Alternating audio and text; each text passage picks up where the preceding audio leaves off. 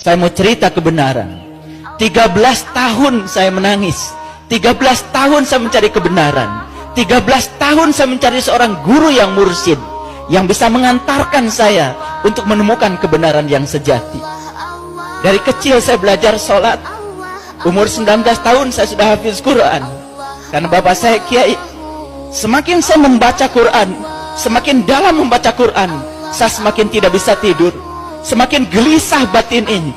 Katanya Allah ada bersama dengan kita, lebih dekat kepada kita daripada urut leher kita, tapi kita belum bisa membuktikannya. Katanya Allah bersama dengan kita, tapi sholat saya selama itu tidak pernah bisa khusyuk. Rakaat demi rakaat dilakukan, tetapi apa yang saya ingat, apa yang saya sembah, saya tidak mengerti.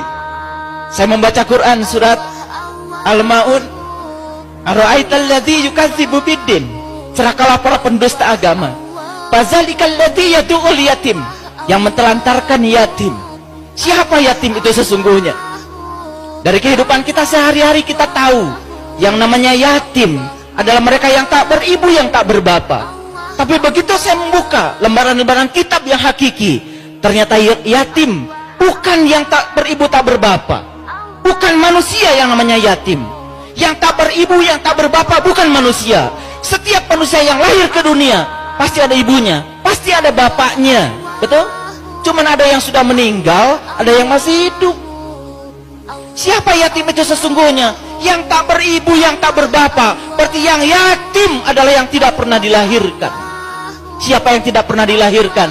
Yang tidak pernah dilahirkan adalah jiwa kita.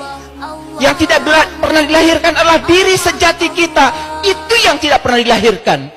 Itulah diri kita yang sebenarnya, yang ditiupkan langsung oleh Allah. Fa idza sawaituhu wa nafakhtu fihi min ruhi faqul lahu sajidin. Dan ketika aku telah selesai menciptakan tubuhmu, aku tiupkan ruhku. Itu yang yatim. Itu yang banyak ditelantarkan oleh kita. Salat kita cuma raganya saja. Jiwa kita di mana? Cipta kita di mana? Rasa kita di mana? Kita tidak pernah berhubungan dengan yang tiga, hanya berhubungan dengan raga saja. Lalu banyak rakaat yang dilakukan, tapi rakaat demi rakaat tidak membuat kesadaran kita semakin hari semakin bertambah. Tetap sakit hati kalau diomongin orang, tetap marah ketika orang marah kepada kita, tetap reaktif kepada situasi yang tidak kita inginkan, tidak pernah nyaman dalam kontradiksi. Kalau kita nyaman ketika kita mendapatkan yang kita ingin, itu biasa. Tapi kalau kita tetap nyaman dalam kontradiksi, mendapatkan yang tidak kita inginkan, tetap nyaman, itu ukuran spiritual. Disitulah ukurannya akhlak kita. Sholat bukan tujuan, tujuan kita adalah akhlak. Nabi Muhammad menjadikan sholat sebagai sarana untuk membangun akhlak. Saya bertemu dengan seorang guru yang mursyid, yang bisa mengajarkan cara meniti ke dalam diri, menemukan siapa diri saya, siapa Tuhan saya. Justru saya tidak menemukan di pesantren, tanpa menganggap rendah pesantren. Jadi kalau begitu, di mana sebetulnya ilmu agama yang sebenarnya itu ada? Saya cuma punya satu keyakinan, karena Allah dalam hadis qudsi mengatakan, para waliku ada di bawah naunganku, dan tidak ada mengenal seorang wali tanpa seizinku.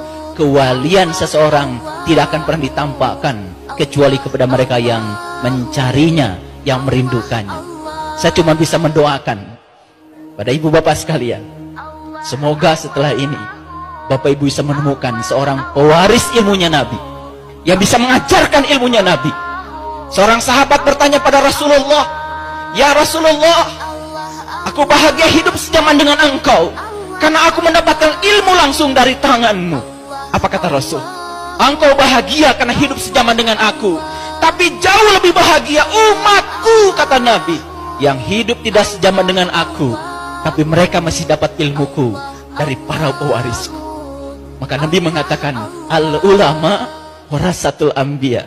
Ulama adalah mereka yang mewarisi ilmunya Nabi. Di mana ilmunya Nabi sekarang? Subhanallah.